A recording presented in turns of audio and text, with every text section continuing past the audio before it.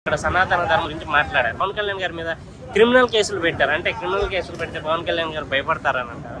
ఇందాక ఒక cinema trailer లో ఒక డైలాగ్ విన్నాను నేను.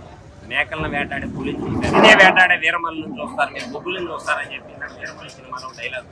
అలాగే ఆయన ప్రాణాలని తృణప్రాయంగా పెట్టి రాజకీయాల్లోకి వచ్చి ప్రజా సంక్షేమ పథకాలు కానీ ప్రజల్ని కాపాడే విషయంలో కానీ లేదా వాళ్ళకి ఇక్కడ భారత రాజ్యాంగం ప్రకారం రావాల్సిన హక్కుల కోసం పోరాటానికి వచ్చిన వ్యక్తి పవన్ కళ్యాణ్ గారు. అలాంటిది ఏదో ఆ ఉడతూపులకి భయపడే కేసులకి భయపడే వ్యక్తి కాదు.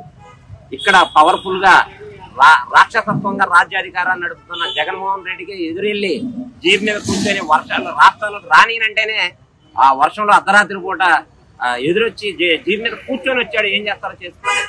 ఆయన ఒక డైలాగ్ ఉంటది, మనల్ని కూడా ఆపేదని. అది భారతదేశం మొత్తం వర్తించింది, ఒక ఆంధ్రప్రదేశ్ లోనే కాదు. తమిళనాడు అవ్వచ్చు, రేపు మహారాష్ట్ర అవ్వచ్చు, లేదంటే బీహార్ అవ్వచ్చు. బీహార్ అయినా సరే భారతదేశంలో బీహార్ అయినా సరే మనల్ని ఎవడరా ఆపేది. సనాతన ధర్మాన్ని రక్షించడానికి ఒకే ఒక్క గొంతుగా ఈ భారతదేశంలో ఇవాళ వరకు ఏ రాజకీయ నాయకుడు మాట్లాడలేదు.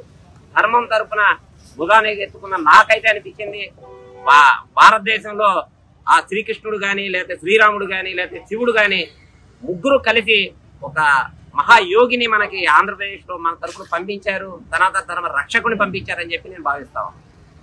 ఒక ముస్లిమ్స్ వచ్చి ముస్లిమ్స్ గురించి మాట్లాడితే తప్పులేదు, క్రిస్టియన్స్ వచ్చి క్రిస్టియన్స్ గురించి మాట్లాడితే తప్పులేదు. కానీ ఈ సనాతన ధర్మం గురించి కళ్యాణ్ గారు మాట్లాడితే మాత్రం కేసులు పెట్టేస్తారు. ఉడత ఊపులకి ఏమి కళ్యాణ్ గారు భయపడరు.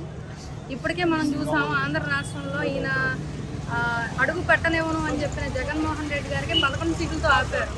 లాస్ట్ టైం ఇక్కడ ఉన్న రాజకీయం మొత్తం చూశారు ఎంత దరిద్రంగా ఉందో పాలన అనేది. ఆంధ్ర రాష్ట్ర ప్రజలు కరెక్ట్గా ఆన్సర్ చెప్పారు. అలాగే తమిళ రాష్ట్ర ప్రజలు కూడా ఇప్పుడున్న నిన్న పెట్టిన మాటలకు కానీ ఆయన కేసులు కానీ ఖచ్చితంగా కూడా తమిళ రాష్ట్రంలో కూడా పరిపాలన మారబోతుంది.